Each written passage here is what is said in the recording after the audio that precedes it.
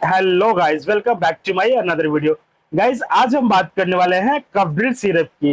Guys, ये जो कफ drill syrup है, इसका इस्तेमाल हम अपने सूखी खांसी को ठीक करने के लिए कर सकते हैं।